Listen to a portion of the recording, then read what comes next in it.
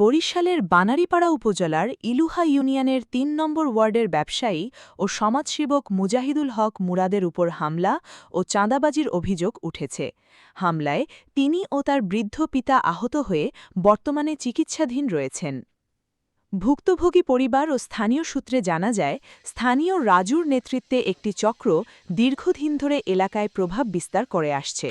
অভিযোগ রয়েছে, নির্বাচন সামনে রেখে প্রতিদ্বন্দ্বী প্রার্থীদের উপর চাপ সৃষ্টি ও চাঁদা দাবির ঘটনা বেড়ে যায়। অভিযোগ অনুযায়ী গত ২৮ এপ্রিল রাতে মেম্বার পদপ্রার্থী মুজাহিদুল হক মুরাদের কাছে ২ লাখ টাকা চাঁদা দাবি করা হয়। টাকা দিতে অস্বীকৃতি জানালে প্রাণনাশের হুমকি দেওয়া হয়। পরে রাজুর প্ররোচনায় ইকরামুল সিকদার, ইমরান সিকদার সহ কয়েকজন তার উপর হামলা চালায়। এ সময় হাতুড়ি দিয়ে আঘাত, নগদ টাকা লুট ও তার ৮২ বছর বয়সী পিতাকে মারধরের অভিযোগ ওঠে। স্থানীয়দের দাবি, অভিযুক্তরা রাজনৈতিক পরিচয় ব্যবহার করে এলাকায় প্রভাব বিস্তার করছে। তবে এই বিষয়ে অভিযুক্তদের কোনো বক্তব্য পাওয়া যায়নি।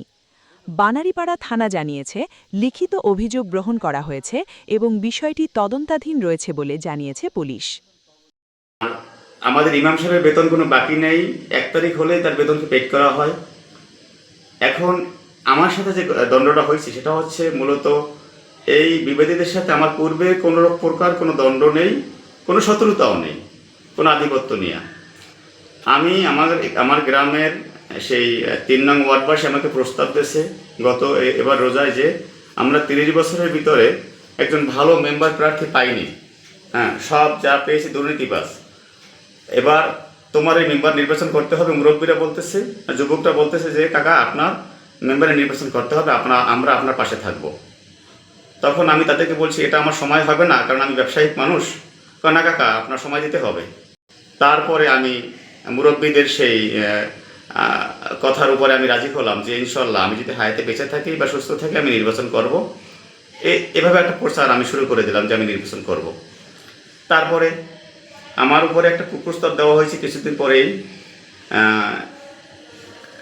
যে ঈদের পরপরেই, মানে রোজার ঈদের পরপরই আমাকে কুপ্রস্তাবটা দিচ্ছে রাজুর পক্ষ থেকে। রাজুর কিছু ছেলে পেলে, একরামুল সহ, এনামুল,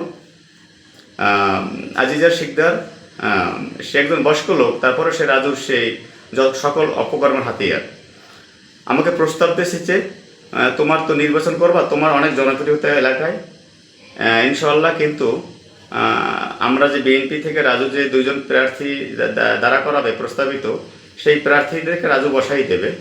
এখন যদি তুমি আমাদের কথা শোনো, বা রাজু একটা প্রস্তাব দিচ্ছে, কি প্রস্তাব, তুমি তো নির্বাচন অনেক টাকা পয়সা খরচা করবা, সেই ক্ষেত্রে রাজুকে 2 লাখ টাকা দিতে হবে। রাজু তোকে 2 লাখ টাকা দিলে রাজুর সেই বিএনপির ভোটগুলো সব কাস্ট করে দেবে। তাহলে তুমি ঘরে ঘুমিয়ে ঘুমিয়ে মেম্বার নির্বাচিত হতে পারবা, তোমার পোস্টার ব্যানার ছাপালেই হবে, তোমার নির্বাচনে ব্যাপক প্রচার করতে হবে না, তুমি নিশ্চিত মেম্বার হবা। তখন আমি বললাম যে আমি জীবনে কোনোদিন কোনো অন্যায়ের সাথে আপোষ করিনি, অন্যায় করেও নি, মেম্বারে নির্বাচন করতে হবে এমন কোনো শখ আমার নাই। এলাকার মানুষ বলতেছে পরিবেশ পরিস্থিতি হলে আমি করার ইচ্ছা প্রকাশ করছি, কিন্তু এইভাবে টাকা দিয়ে তোমাদেরকে আমার নির্বাচন করতে হবে সেটা না, সেটার ব্যাপারে আমি ইন্টারেস্ট মোটেও আমার নাই। ইলুহা ইউনিয়নের বিএনপি বর্তমান সাংগঠনিক নেতা সিরাজুল হক রাজুর নেতৃত্বে এবং রাজুর উপস্থিতিতে আমার উপরে হামলা করে, অতর্কিত হামলা।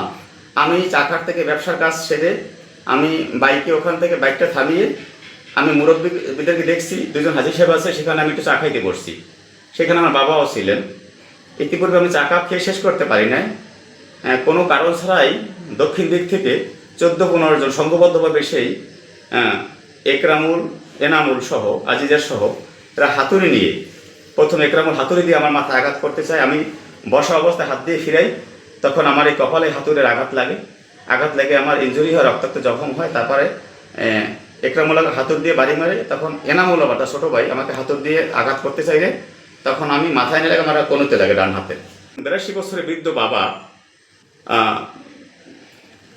তার নাকের উপরে ঘুষি মেরে তার নাকটাকে রক্তাক্ত করে ফেলছে, ফাটিয়ে ফেলছে। এটা সুষ্ঠু তদন্ত করব, আমি যাতে ন্যায় বিচার পেতে পারি, সমাজে যেন শান্তি শৃঙ্খলার সাথে মানুষ বসবাস করতে পারে, এটাই আমার আকুল আবেদন।